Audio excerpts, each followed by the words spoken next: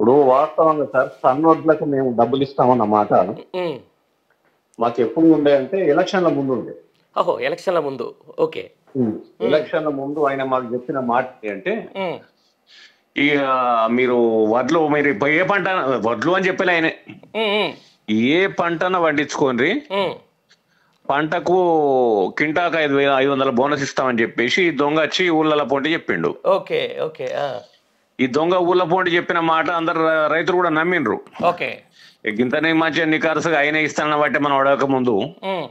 ఇక ఇస్తాడు మనకేం బాధ అన్నట్టు ఆశపడ్డాం. ఓకే. 500 బోనస్ ఊసెత్తిన ఈ ప్రభుత్వంలో ఉన్న కుక్కే లేదు ఇప్పుడు అసలు. అంతేనా? లేదు, నిన్న కూడా చెప్తా ఉన్నారు కదా, వ్యవసాయ శాఖ మంత్రి అంటారు మేము బోనస్ ఇస్తా ఉన్నాము అని చెప్పేసి. ఫస్ట్ ఏమన్నాడు, అన్నిటికి ఇస్తానన్న మనిషి లాస్ట్ కతే సన్నవడ్లు పండిస్తేనే ఇస్తా అన్నాడు. ఆ సన్నవడ్లు తెలంగాణలో ఎక్కువ పండించారని. అవును అవును అవును. సరే అట్లా తప్పించుకుందాం విషయం. మరి ఇప్పుడు సన్నవడ్లకు పండించిన అని చెప్పి ముఖం ఏదైతే ఉన్నదో, సన్నవడ్లకు 500 ఇస్తానన్న ముఖం ఏదైతే ఉన్నదో ఆ దొంగలకు చేతన అయితే ఊళ్ళల్లో వచ్చి చెప్పాలి ఈ మాట. ఓకే. ఇవన్నీ ఏందో బయట పడుతుంది. అయితే గాడేనో రూమ్లలో కూర్చొని కెమెరాల ముందర కూర్చొని చెప్తే దానికి ఏదంటారు చూడు, మన మూసీ నది హైదరాబాద్ మన బాధితుల దగ్గరికి కాకుండా ఇంకో పక్కతో ఉండి నడిచి వదుడు నేను నడుస్తానని చెప్పినట్టు ఉంటది. కులగొట్టి నీళ్ళ కాడికి తిట్టైన ప్రజల దగ్గరికి పోయి ఇది కాదు తిరుగుడు పాదయాత్ర చేస్తుడు, ఏం లేని కాడ పాదయాత్ర చేసినట్టు ఉంటది. ఇప్పుడు హైదరాబాద్ లో కూర్చొని చెప్పే మాట. ఈ దరిద్ర మొక్కపోడు ఏమన్నాడు, ఆ సన్నాసి కేసీఆర్ 3 పంటలకు గట్టియాలి రైతు బంధు, నేను రెండు పంటలకి ఇస్తాడు 3 పంటలకు అని అయ్యిస్తాడు అన్నాడు. మేము అదే అడుగుతున్నాం, అరే దరిద్ర కొట్టు ముండ కొడుక, మరి ఇప్పుడు ఏడాది వచ్చినావు ఏ సూర్లో అన్నవురా? ఈ 2 సార్లు వచ్చే రైతు బంధు కూడా దిక్కు లేకపోయే నల్లమొక్క పోవడం నీ ముఖం చూసి ఆ రోజు ఏదో రైతు బంధు 15,000 ఇస్తాడు, 15,000 గంగల పోని. కేసీఆర్ ఏదైతే ఎలక్షన్ల ముందట 5,000 చొప్పున పంటకు 5,000 చొప్పున దాచిపెట్టిన పైసలు అవి కూడా వాడుకొని మనిషిని తేపకొని వేసి కొన్ని ఎగబెట్టిండు. ఇక స్వతహాగా ఇవ్వాలి కదా మన రైతు బంధు వాళ్ళే పెంచిన మాట దేవుడెరుగు, ఉన్న రైతు బంధువుడ వీకిన నల్లమొకపోడు ఈ ముఖ్యమంత్రి. అరే ఇప్పుడు రవీందర్ రెడ్డి గారు, నేను ఒకటే అంటున్నా, రైతు బంధు సరే బీఆర్ఎస్ పార్టీ ఇచ్చినటువంటి ప్రభుత్వం ఇచ్చినటువంటి రైతు బంధు, లేకపోతే వీళ్ళు హామీ ఇచ్చినటువంటి రైతు భరోసాను, ఈ రెండింటికి సంబంధించిన దాని మీద చాలా రోజుల నుంచి చర్చ నడుస్తూ ఉంది. రైతు భరోసా మేము రాగానే శ్వేతపత్రాలు రిలీజ్ చేసినాం కాబట్టి అంత బడ్జెట్ లేదు, ఇవ్వలేకపోతున్నాం అని చెప్పేసి అంటా ఉన్నారు. అసలు నిజంగా రైతులు సాటిస్ఫై అవుతుర్రా రైతు భరోసా రాకపోయినా? ఈ రైతులకు భరోసా ఇయ్యలేకపోతే సాటిస్ఫై అవుతుందా లేదా అన్నది ఎవడన్నా ఈ ముఖ్యమంత్రి గాని వ్యవసాయ శాఖ మంత్రి గాని మా మంచిర్యాల జిల్లా పోటీ రావాలి. అచ్చిగా ఏమున్నది మరి మన ప్రభుత్వం ఇంద్రమ్మ ప్రభుత్వం వచ్చే మరి మీకు రైతు బంధు లేకున్నా కూడా మంచిగానే బతుకుతాను అని అడిగితే చెప్పులు మెడకెత్తారు అన్నే. ఆ గ్రామంలో ఉన్న రైతులందరూ చెప్పులు మెడకెత్తారు వీళ్ళకు. ఎందుకంటే రైతు రుణమాఫీ చేయకపోతే గద్దె దిగుతానన్న సన్నాసులు వీళ్ళు. రుణమాఫీ కాలేదు ఇప్పటికి కూడా ఇంకా చేస్తామని అంటున్నారు. వాళ్ళు అసలు పాలించడానికి అర్హులే కాదు వీళ్ళు. అంతేనా? మీరు ఇట్లా మాట్లాడుతూ ఉన్నారు, మామూలుగా భూముల కోసం కొట్లాడితేనే రైతులకు పార్టీల ముద్రలు వేసి ఈ రోజు జైల్లో పెడతా ఉన్నారు. మరి రేపు పొద్దున మీరు ఇట్లా మాట్లాడితే మీ మీద కూడా కేసులు పెడితే అంతకంటే వీకేదే ఉన్నా సార్ మాది. నాడు తెలంగాణ ఉద్యమంలో తెలంగాణ కోసం జైలు సుడి వాళ్ళం, తెలంగాణ కోసం వేలాడాయని చేసిన కేసీఆర్ నాయకత్వంలో ఇలా మా హక్కులు కాపాడుకోవడం కోసం అటు జైలుకు పంపినా పోతాం, మమ్మల్ని చంపినా రైతులైతే కొన్ని చోట్ల చూస్తున్నాము. మా ఊళ్ళ మీద బాంబులు వేసి చంపురా మమ్మల్ని అని పిలుస్తున్నారు. ఇక మనం ఇన్ని పాలనలో మేము బతకం అయ్యా, ఇక మమ్మల్ని చంపేయని పిలిచే స్టేట్మెంట్ కూడా ఇలా చూస్తా ఉన్నాం. ఇప్పుడు కరెంటు దిక్కు లేదు. ఏవైతే పండిన పంటను ఆడ రాష్ట్రంలో పోసుకొని కూర్చుంటే వర్షాలు వచ్చి మునిగిపోతే వాటిని కొన్నోడు లేడు, పట్టించుకున్నోడు లేడు. రైతు రుణమాఫీ లేదు, రైతు బంధు లేదు, రైతు బీమా లేదు, రైతులు పండించిన పంటలకు బోనస్ లేదు, కొనుగోలు కేంద్రాలు లేవు. ఈ నల్లమొకపోడు ఏమున్నా టీవీల ముందట లొటపెట్టున్నట్టు వరుతున్నాడు. కనీస అవగాహన లేని మా ఊళ్ళలో సర్పంచ్లకు ఉన్న తెలివి కూడా ఈ ముఖ్యమంత్రికి లేదు. ఇవాళ అంతేనా? సర్పంచ్లు అంటే గుర్తొచ్చింది, మీరు మొన్నటిదాకా రైతు రుణమాఫీ చేసినాం, ఇక స్థానిక సంస్థలకు ఎలక్షన్లో పోతామని చెప్పేసి అన్నారు. ఆ తర్వాత దానికి ఏదో కులగణన అని చెప్పేసి అంటా ఉన్నారు. నిజంగా ఈ రోజున స్థానిక సంస్థల ఎలక్షన్లు జరిగితే అసలు గ్రామాలలో పరిస్థితి ఏ విధంగా ఉంటుందంటారు రవీందర్ రెడ్డి గారు? గ్రామాలలో వచ్చి సార్ ఇప్పుడు ఎవరైనా పాలించిన ప్రభుత్వం అధికారంలో ఉన్న వాళ్ళు ఆ గ్రామానికి పోయి మేము ఈ పలానా చేసినా మా కోట్లు ఏమన్నాడు కూడా ఆనవాయితీ. అవును. ఇప్పటి వరకు ఈయన చెప్పిన హామీలలో ఒక్కటంటే ఒక్కటి నెరవేరలే. కుంటి సాకులు దొంగ రూల్స్ పెట్టుకుంటూ వాటిని దాటేసిండు. ఇప్పుడు ఈయన పార్టీ నుంచి పోటీ చేసే సర్పంచ్ అభ్యర్థులు పోయి రైతులను ఏ ముఖం పెట్టుకొని అడుగుతారో సమాధానం చెప్పాలి. ఓకే, ముందు ముఖ్యమంత్రికి చెప్పాలి, ఇగో మీరు మన పార్టీ నుంచి పోటీ చేస్తున్న సర్పంచ్ అభ్యర్థులారా, మీరు మన ఊరికి పోయి రైతు బంధు ఎగబెట్టినాము, రైతు బీమా ఎగబెట్టినాము, రుణమాఫీ ఎగబెట్టినాము, కరెంటు దిక్కు లేదు, కొనుగోలు కేంద్రాలు లేవు, మీరు మా కోట అయినారని అడుగుమని చెప్పుండ్రు. ఇక అప్పుడు గానీ ఆ ఊళ్ళకి వెళ్ళి చెప్పులు షిప్పులు పట్టుకొని వస్తారు. అంతేనా తప్ప వీళ్ళు ముఖాలు పెట్టుకొని రేపు ఓట్ల కడతాను రాని ఊళ్ళకు ఎవడు ఏ ముఖం పెట్టుకొని వస్తారు అప్పుడు మాట్లాడదాం. అదే అంటున్నాండి. ఇప్పుడు జనాలు రైతులు నేరుగా రైతే రాజ్యం, రైతు లేని రాజ్యం ఎప్పటికైనా కూడా అది ఇబ్బందికరమైన పరిస్థితే ఉంటుంది. బట్ ఎందుకు ఈరోజు ఒక మూసీ ప్రక్షాళన కోసం అని చెప్పేసి వీళ్ళు అంటున్నటువంటి 1,50,000 కోట్లు బడ్జెట్ కేటాయించేదానికి సిద్ధంగా ఉన్న ఈ ప్రభుత్వం ఇవాళ రైతులను ఎందుకు గాలికి వదిలేస్తుందంటే ఏం చెప్తారు? ఇప్పుడు ఒకటి సార్, ఇందిరమ్మ పాలన అని చక్కగా చెప్పిండు, మాకు అర్థం కాలే అప్పుడు. ఓకే, ఇందిరమ్మ పాలన బరాబరే చెప్పిండు ఆయన. ఇందిరమ్మ పాలన అంటేనే ఎమర్జెన్సీ రోజులు, ఎమర్జెన్సీ కాలాలు, ఎమర్జెన్సీ విధించాలి, ప్రజలను వీక్క తినాలి, వందిన కాడికి దోసుకోవాలి, మళ్ళీ 10-15 ఏళ్ళ అధికారం లేకుండా బతకాలి కాంగ్రెస్ పార్టీ.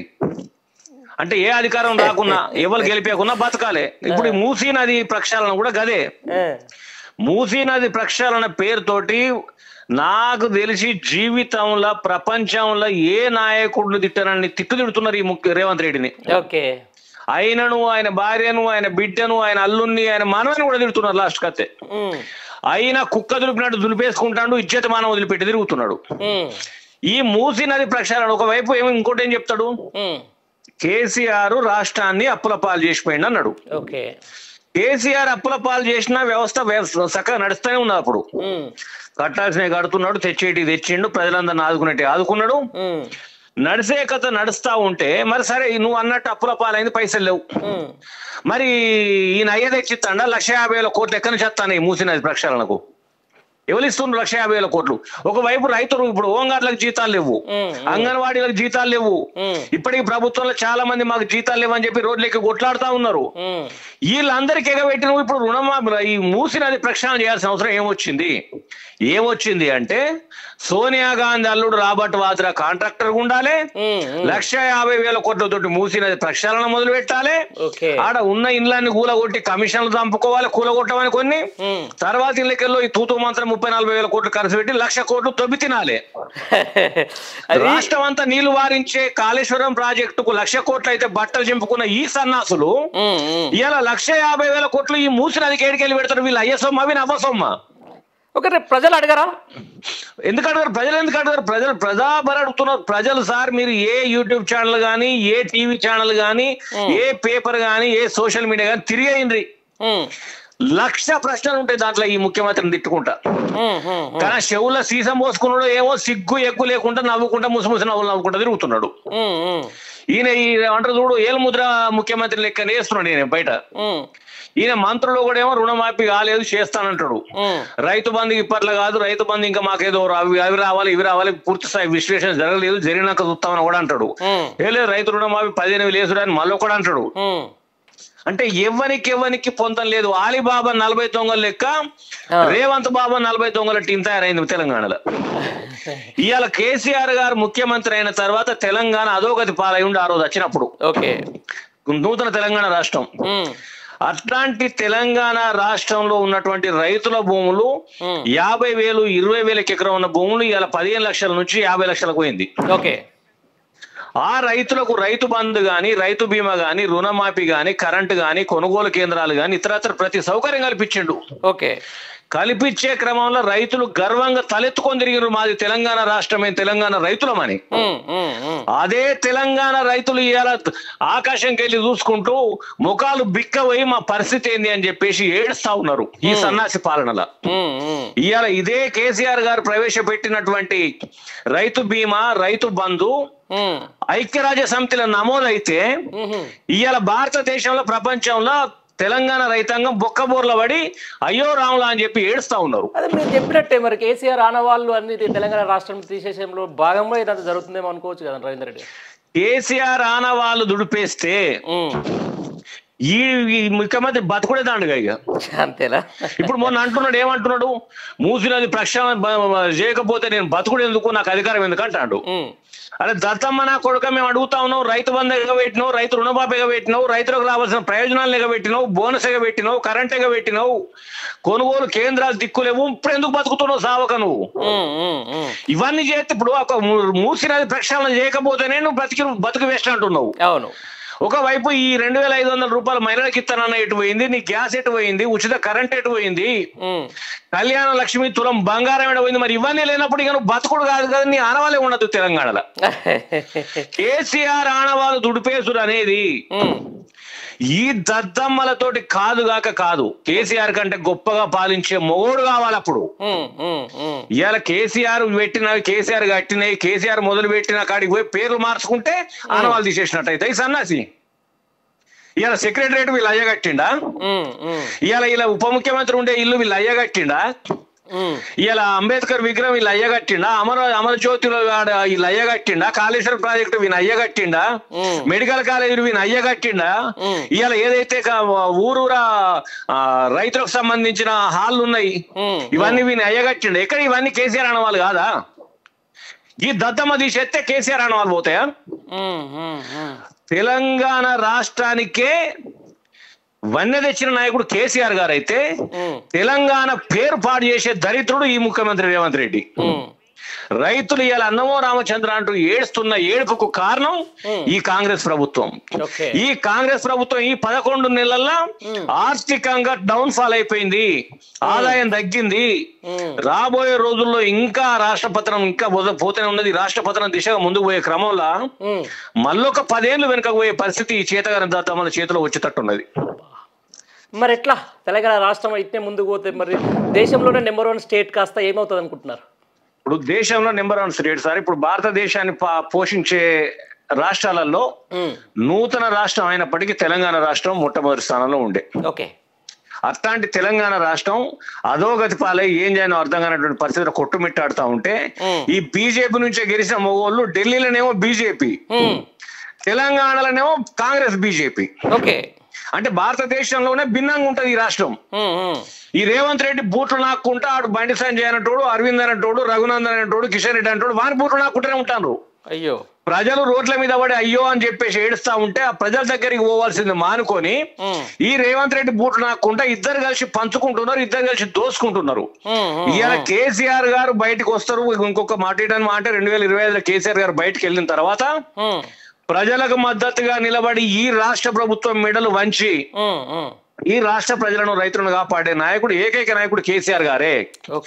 నాడు రాదనుకున్న తెలంగాణ రాష్ట్రాన్ని 2 జాతీయ పార్టీల మెడలు వంచి రాష్ట్రాన్ని సాధించిన నాయకుడు కేసీఆర్. ఇవాళ అదే కేసీఆర్ గారు 2025లో మళ్ళా బయటకు వచ్చి ఈ ప్రజల పక్షాన, ఈ రైతుల పక్షాన కొట్లాడి నిలబడి వీళ్ళ హక్కులను కాపాడకపోతే ఈ రాష్ట్రం మొత్తానికే తిరిగి మళ్ళా అయ్యో ఎందుకు వచ్చింది తెలంగాణ రాష్ట్రం అనే పరిస్థితి దరిద్రులు తెస్తారు. అయ్యో, జేబులు నింపుకునే దాని మీద ఉన్నటువంటి ఆలోచన ప్రజల మంచి చెడుల కోసం ఆలోచించే పరిస్థితులు ఇవాళ లేరు. ప్రశ్నించే ఛానళ్ల మీద, ప్రశ్నించే యూట్యూబ్ల మీద, ప్రశ్నించే పేపర్ల మీద, ప్రశ్నిస్తున్న రైతుల మీద, ప్రశ్నిస్తున్న యువకుల మీద కేసులు పెట్టి రాష్ట్రదానందం ముదుతున్న ఈ ప్రభుత్వం ఖచ్చితంగా సమాధానం చెప్పే రోజు ఒక రోజు వస్తుంది. ఏదైతే గతంలో మన తెలంగాణ ప్రజలకు చెందాల్సింది మన తెలంగాణకే ప్రజలకే చెందాలంటే తెలంగాణలో ఉండి ప్రశ్నిస్తున్న పేపర్లకు గానీ, తెలంగాణలో ఉండి పనిచేస్తున్న యూట్యూబ్ ఛానళ్లకు, టీవీ ఛానళ్లకు గానీ యాడ్స్ ఇయ్యడి దరిద్రుడు. ఆంధ్ర ఛానళ్లకు, ఆంధ్ర పేపర్లకు యాడ్స్ ఇచ్చి వాళ్ళని బతుకమని ఎంకరేజ్ చేస్తాడు ఈ నల్లవకపోడు. అవునవును. ఇప్పుడు ప్రస్తుతం మనం ఈ లైవ్ కు సంబంధించిన కూడా చాలా మంది చూస్తూ ఉంటారు, చాలా మంది కూడా వింటూ ఉంటారు. రవీందర్ రెడ్డి గారు అంటే బేసికల్ గా నేను ఏమంటున్నా అంటే తెలంగాణ రాష్ట్రానికి సంబంధించి దేశానికే రైతులు పట్టుకొమ్మలు, కానీ తెలంగాణ రాష్ట్రానికి వచ్చే వరకు ఎక్కువ వ్యవసాయ ఆధారిత కుటుంబాలు ఉంటాయి. ఈరోజు ఈ సర్వేలకు సంబంధించి, కులగణనకు సంబంధించి ఏదో చేస్తూ ఉన్నారు, లేకపోతే సమగ్ర రాజకీయ సర్వే అని చేస్తూ ఉన్నారు. మీ మంచిర్యాల జిల్లాలో అవుతుందండి? ఇప్పుడు ఒకటేసారి కులగణన సర్వే అని కూడా ముందట వేసుకున్నాడు. ఈ సర్వే గురించి పెద్దగా ఆలోచించాల్సిన అవసరం లేదు. ఎందుకు ఆలోచించాల్సిన లేదంటే నీకు సర్వేనే కావాలనుకుంటే నల్లమోక కూడా 24 గంటల తెలంగాణ రాష్ట్రం మొత్తం సర్వే చేసి అక్కడ రికార్డు తయారు చేసి పెట్టండి కేసీఆర్ గారు. నీకేం కావాలన్నా సర్వేలోకి వెళ్ళి తీసుకో. అంతేనా? ఈ దుకాణం 4 రోజుల దుకాణం ఎందుకు తెరిచినావు? నీ ముఖం మీద కాంట్రాక్ట్ ఇచ్చి రైతులు, ప్రజలు, యువకులు, నిరుద్యోగులు ఉంచుతాననే కదా నువ్వు ఈ దుకాణం ముందట వేసుకున్నావు. అంటే కేసీఆర్ చేసిన సర్వే పనికిరాదా నీకు? భారతదేశాన్ని ఆశ్చర్యానికి గురి చేసిన ఒక్కటే రోజుల మొత్తం సర్వే చేసిన నాయకుడు కేసీఆర్ గారు. ఆ సర్వేను వాడుకో నువ్వు. ఈ సర్వే ముందర వేసుకొని ఎందుకు బతుకుతున్నావు? ఇలా భారతదేశంలోని అన్ని రాష్ట్రాలు తెలంగాణ వైపు చూసినాయి. తెలంగాణలో బిల్డప్ అయిన రైతన్నలకు సంబంధించినటువంటి సిస్టమ్ మన రాష్ట్రాల్లో బిల్డప్ అయితే భారతదేశంలో ఉన్నటువంటి రైతులందరూ బాగుపడతారనేటువంటి సందర్భంలో ఈ కాంగ్రెస్ బీజేపీలు కలిసి అబద్ధాల పునాదుల మీద ఇవాళ కాంగ్రెస్ బీజేపీ ప్రభుత్వం ఏర్పాటు చేసింది.